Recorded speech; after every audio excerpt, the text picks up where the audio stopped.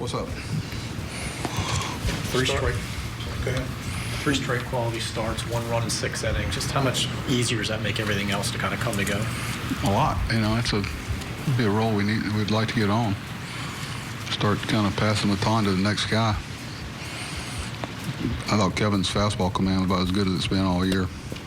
Something that I know Roger, he have really been working on, and I know really challenge him with, whether you throw 87 or 97, just get it in the right place. But he had a good tempo, and he felt good about the command of his pitches tonight. But obviously that's huge for us. Do all this player of the game and all the other stuff, but it starts and ends with the starting pitching. It's the first time really the last, I think, 3 or 4 days where we've got our bullpen in order, where we've got the way the pieces you hope they fit, and the starters get you through the 5th, 6th, 7th inning. You can make some things work there because you keep people out of harm's way, and are able to put them in the positions they need to be successful. Locating the fastball and then using the splitter. I think 5 of his 8 strikeouts came on the splitter.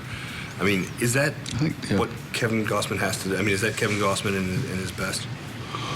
Yeah, I mean, the breaking ball I thought had a little better shape to it, which, he could put the change up, call it almost a slurve in the split. I'd be challenged. I don't know. You've probably seen it a lot more than I have, but I don't know. I bet you a couple of those might have been change-ups to splits, but I don't know how you differentiate a whole lot. They both have similar look to them from the side, but,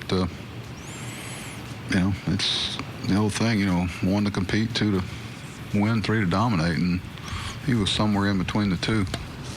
About that 7th inning, just a lot of good quality at bats and a lot of base hits back to back. And some I don't want to say luck, but some fortunate balls that found the right place, broken bat.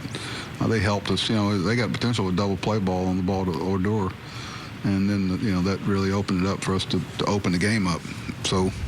They helped us some, but we put a lot of good at-bats together, and some ground balls found some holes, and some balls that they've been catching. Manny, for about a month and a half, I don't know if it seemed like every time he squared a ball up, somebody was standing there waiting on it. So, he's had some balls fall in that they've been catching. Kevin, did it seem like he was maybe adding him, subtracting from his fastball a little bit more today? Well, if he was, I'm not going to broadcast that for the next team that he's going to face. But would be a good take out of the game if I was watching it. Well, Adam Jones isn't known necessarily as a guy who goes to right field. All 3 of his hits were to right tonight. Anything there? I mean, well, even though Adam, I know Adam coming into yesterday, he wasn't real happy with a lot of his at bats, and he's been doing some things that he's not one of those case of raw guys. Hey, I'll have my number. He's not one of those guys that makes that statement. My numbers will be there at the end of the year. I hate that statement. Well, what about now? What about today? What about this at bat now? For you to, he doesn't play that game where you hear these guys, well, just check it out at the end. Well, the team needs you now, and that's what I've seen him in the cage. I've seen him. He's not happy, so I don't know if he'll tell you he's trying to hit the ball away. That's just a product of letting the ball travel a little bit. He was actually on the ball hit off the wall to right field. He was actually looking breaking ball and was able to put a good swing on a fastball.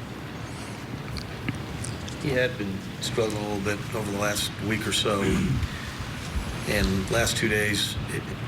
I know he's the leadoff guy, but more than that, him being in the middle of everything he likes that. Is that a coincidence that the team scores 10 runs when he's kind of in the middle of it? It's kind of him and his whole persona. Adam doesn't mind being in the middle of things and being counted on to be that guy. So. I don't think it's any coincidence that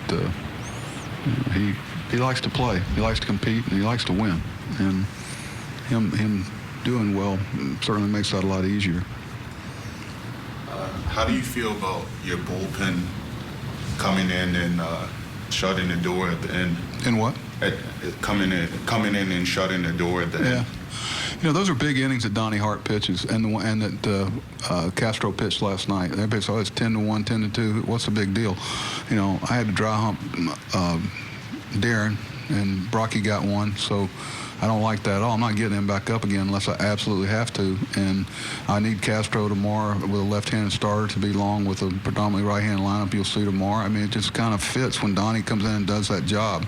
And when this guy comes in, 4 of the 5 days we have a right-handed starter, I need Blyer available. I need Hart and those guys. So when guys come in and do the job they're supposed to do, and it's a shorter part that they have to because of the length of the starters, it all plays into the equation. Doc Manson, you sort of started that 7th inning there. How big has it been to have him, especially as a rookie, be so consistent for you guys this season? I was thinking about him today. You think he might not be swinging the bat particularly well. He's one of those guys that when you look up there and he's 1 for 4. That's where the batting averages and those things come from. They're not the 4 for 4s, it's when you're not swinging the bat particularly well and they're pitching you really tough, which they are. He's not sneaking up on anybody right now. That you sneak in that 1 for 4, he shoots a ground ball single to right, and then, right now, I just hope he can stay where he is during his career with his ego. He doesn't care about shooting a ball off the right field wall. He doesn't care about, he'll give in and hit a ball to right field.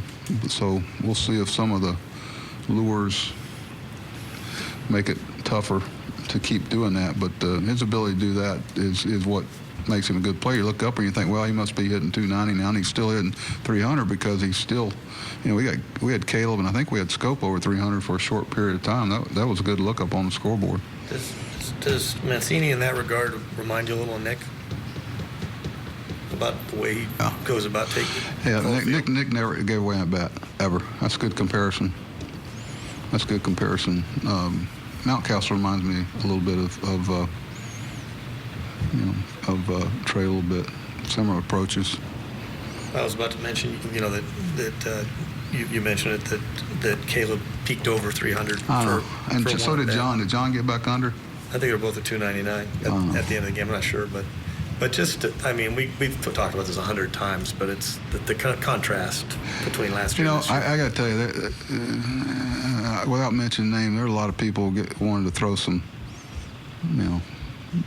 sand over him. And those of us that's the difference between analytics, statistics, and what you know in a clubhouse from being around people. I told y'all many times, he's very cordial. He speaks to you, makes fun of it because he knows it's something people else are. But trust me, it burned him inside. He knew he was better than that. And that's where you know things about players during the offseason. Don't make the mistake of saying this is something that's going to happen all the time. It's a snowball place up here.